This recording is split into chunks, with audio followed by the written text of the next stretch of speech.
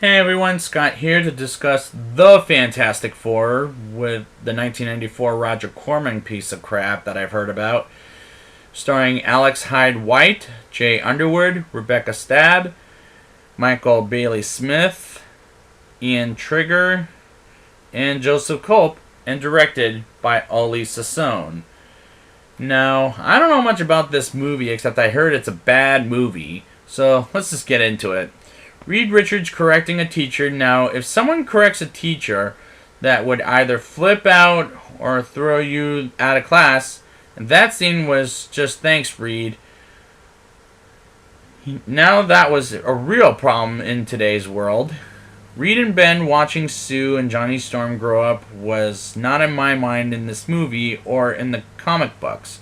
Because Reed and Sue were interested in each other, but not in a weird kind of way. Very problematic of the script. Victor dying and Reed not being able to save him was a very poorly acted scene. I don't know who these characters are or who any of these actors are, and I don't care for any of them. Especially when they've all grown up 10 years later. This is some cheap crap. The score for when Ben and Reed asked Sue and Johnny to go to space with them felt very much like a Steven Spielberg score from Spielberg's other movies. I got a very creepy vibe from Reed when he first sees Sue for the first time in 10 years. Ben accidentally runs into Alicia Masters and breaks her statue. It was a quick first impression in love cliche kind of a thing. The mole man stealing things is a very ridiculous side of a plot point of the movie. Did we really need the mole man in this movie? I would probably say absolutely not, because we have Dr. Doom to fight throughout the movie.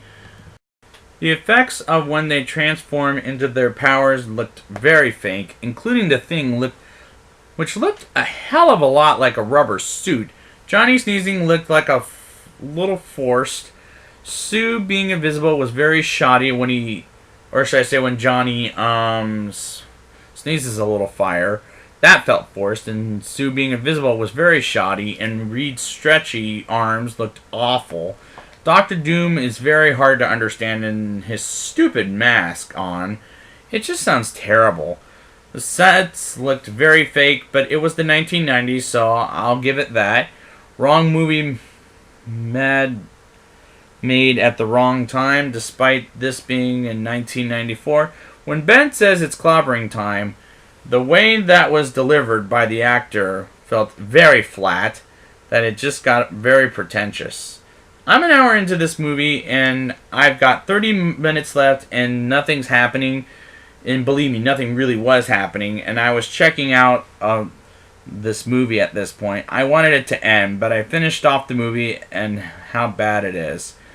When they put the suits on, it felt very cheap. Reed finds out that Victor is alive, and I was like, you think? Again, this is a badly written and poorly acted movie and script. Ben can't stop Dr. Doom alone when Alicia says, I love you, and he turns human, and he suddenly screams, and he turns into the Thing. Again, like, he was the Hulk? Like, that didn't make sense to me whatsoever. The final fight between the Fantastic Four and Dr. Doom was just pathetic. Like, I can't believe they greenlit this was presented on the screen like this. It's baffling to me that people don't say the one from 2015 is the worst one, but I'll get there when I get there. Now it's time for the rating. I'll give this movie a 1.6 out of 10. I just entered the start of the series with a bad taste in my mouth, and I hope this is the worst of the Fantastic Four series yet.